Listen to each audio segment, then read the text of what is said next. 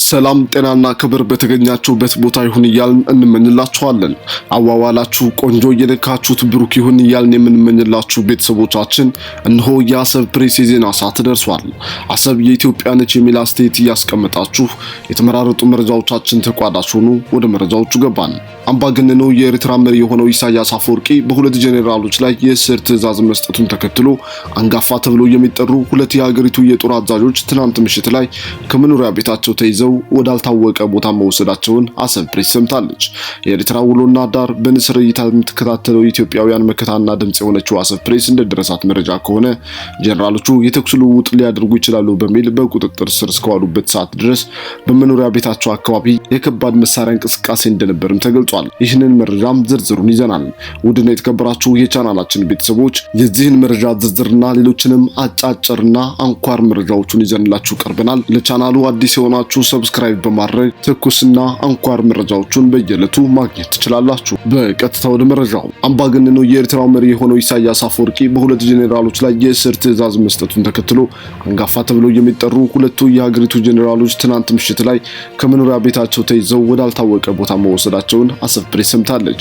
የኤርትራን ውሎና ዳር በንስር እይታ የምትከታተለው የኢትዮጵያውያን መከታና ድምጽ የሆነችው አሰብ ፕሬስ እንደደረሳት መረጃ ከሆነ ጄኔራሎቹ የተኩስ ልውውጥ ሊያደርጉ ይችላሉ በሚል በቁጥጥር ስር እስከዋሉበት ሰዓት ድረስ በመኖሪያ ቤታቸው አካባቢ ከባድ መሳሪያ እንቅስቃሴ እንደነበር ተገልጿል። የጄኔራሎቹ በቁጥጥር ስር መዋል ምክንያት በውል ባይገለጽም በአሰብ ጉዳይ የሚነሳ ጦርነት የኤርትራውያን ዘር ሊቋረጥ ይችላልና ነገሩን በድርድር እንፍታው የሚል አቋም መያዛቸውን ተከትሎ ነው ተብሏል። በሀገሪቱ ጉዳይ አዛዥም ገናዥም የሆነው ኢሳያስ አፈወርቂ ራሱን ሰማንያዎቹ መጨረሻ ላይ አስቀምጦ የግብጽን ተልዕኮ ካላስፈጸምኩ በሚል አቋሙ በመቀጠሉ እንዴት ከኔ የተለየ ሐሳብ ያመነጫሉ በሚል ነው እንዲታሰሩ ያደረጋቸውም ተብሏል።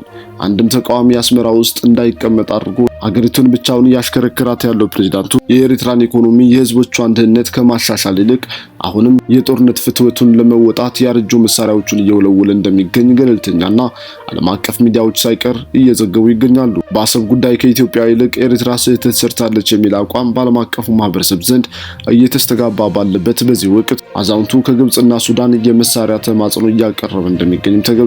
ከኢትዮጵያ በሴራ የወሰደውን የባህር በር የአሽከትና እምቦጭ መብቀያ አድርጎ ጎብኚዎች ፊታቸውን እንዳያዞሩበት ያደረገው ኢሳያስ አፈወርቂ የዘንድሮ ዓመት በአገሪቱ ላይ በስልጣን የሚቆይበት የመጨረሻው እንደሚሆንም የፖለቲካ ተንታኞች ሲገልጹ ይስተዋላል። በሌላ መረጃም ጎንደር 24 ሰዓት ክፍት መሆኗ ተገለጸም። የሰዓት እላፊ የእንቅስቃሴ ገደብ የተነሳ መሆኑን የጎንደር ከተማ አስተዳደር ሰላምና ጸጥታ መምሪያ ገልጿል። ህብረተሰቡ ያለምንም ስጋት 24 ሰዓት መንቀሳቀስ የሚችል መሆኑን የጎንደር ከተማ ሰላምና ጸጥታ ማሳወቁ ተገልጿል። በከተማው አስተማማኝ ሰላም መኖሩን ተከትሎ የሰዓት እላፊ ገደብ የተነሳ መሆኑን ገልጸው ህብረተሰቡ ያለምንም የጸጥታ ስጋት 24 ሰዓት መንቀሳቀስ የሚችል መሆኑን የጎንደር ከተማ ሰላምና ጸጥታ መምሪያ ኃላፊ አቶ አደልኝ አለም ገልጸዋል። ማንኛውም ሰው 24 ሰዓት በመንቀሳቀስ ማህበራዊ ክዋኔውን ማከናወን እንደሚችልም ገልጸዋል። ለጸጥታ አካሉም ግንዛቤ የተፈጠረ መሆኑን ተናግረዋል። በከተማው የተሰሩ የኮሪደር ስራዎች መናፈሻዎች ህብረተሰቡ በነጻነት እንዲገለገልባቸው የተሰሩ መሆናቸውን የጠቀሱት ኃላፊው ከጥምቀት በዓል ጋር ተያይዞ የሚመጡ እንግዶችን ህብረተሰቡ ለእንግዶቹ ምቹ ሁኔታ መፍጠር እንደሚገባ አስረድተዋል። ለእንግዶቹ ጎንደሩን የሚመጥን አገልግሎት ከህብረተሰቡ እንደሚጠበቅም ተናግረዋል። ተሽከርካሪዎች 24 ሰዓት መንቀሳቀስ እንደሚችሉ የጠቀሱት ኃላፊው የማታ አገልግሎት የሚሰጡ ባጃጆች ደግሞ እውቅና የሚሰጣቸው መሆኑን አመላክተዋል።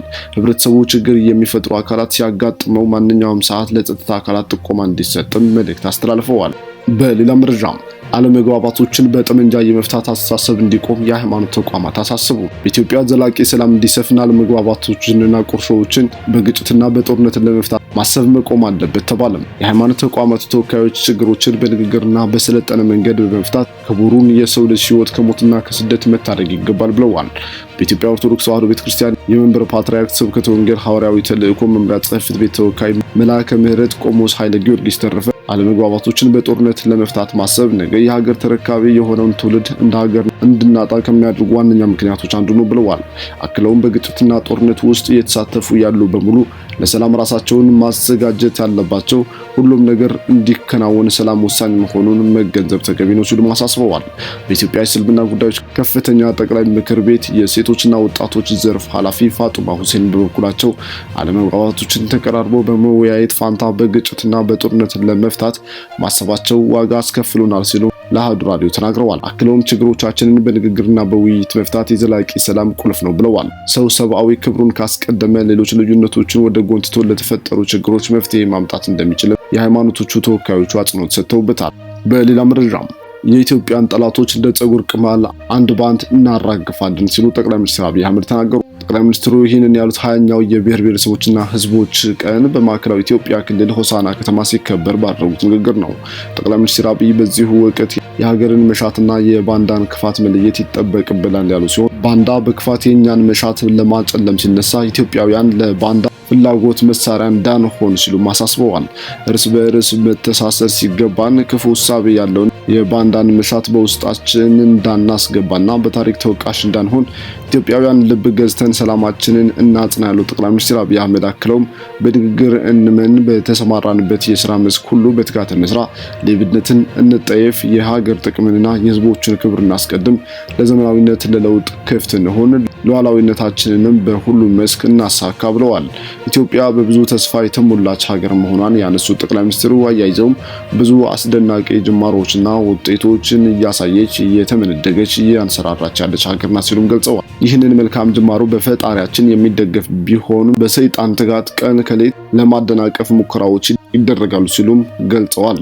ሆኖም ማንኛውም ፈተና፣ ማንኛውም ትንኮሳ፣ ማንኛውም የክፉ ሐሳብ ኢትዮጵያውያንን ከብልጽግና ማቆም አይችሉም ሲሉም አጽንኦት ሰጥተዋል። የውጭ መረጃም በሱዳን የፈጥኖ ደራሽ ኃይሉ በደቡብ ኮርዶፋን የሚገኘውን የሄግሌግ ነዳጅ ቦታ መቆጣጠሩን አስታወቀም። ታጣቂ ቡድኑ ከደቡብ ሱዳን ድንበር አቅራቢያ የሚገኘውንና ስትራቴጂካዊ ጠቀሜታ ያለውን የነዳጅ ቦታ መቆጣጠሩን አስታውቋል። ሄግሌግ የጁባን ዋና የነዳጅ ማቀነባበሪያ ተቋም የያዘ በመሆኑም ለደቡብ ሱዳንም ቁልፍ የገቢ ምንጭ ነው። በጥቃቱ ወቅት በነዳጅ ቦታዎች የነበሩ ሰራተኞችና የጸጥታ ኃይሎች ወደ ጎረቤት ደቡብ ሱዳን ሸሽተዋል ተብሏል። የነዳጅ ቦታውን በሀገሪቱ ካሉት ሁለት ቁልፍ የነዳጅ አምራች አካባቢዎች አንዱ በመሆኑም ለሱዳን ስትራቴጂካዊ ጠቀሜታ አለው። ከ1990ዎቹ ጀምሮ በቻይና ሲተዳደር የነበረው ብሎክ 6 ተብሎ የሚታወቀው ሁለተኛው የነዳጅ ቦታ በተመሳሳይ በእርስ በርስ ጦርነት ወቅት በፈጥኖ ደራሽ ኃይሉ ቁጥጥር ስር ውሏል። ለካርቱም ካለው ጠቀሜታ በተጨማሪ ሄግሌግ ለደቡብ ሱዳን የመንግስት ገቢ ከፍተኛ ድርሻ አለው።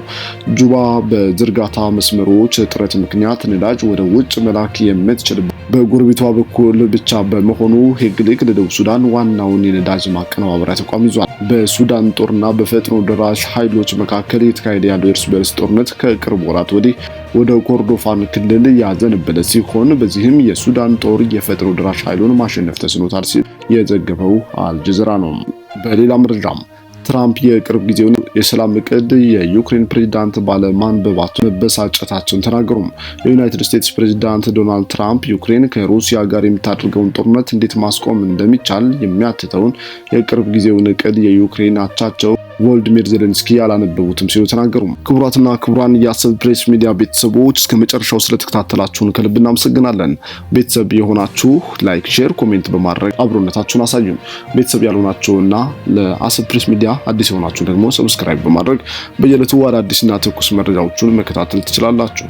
በቀጣይ መረጃ በሌላ ቪዲዮም ተመልሰን እስክንገናኝ በያላችሁበት መልካም ጊዜ መልካም ቀን ተመኘን።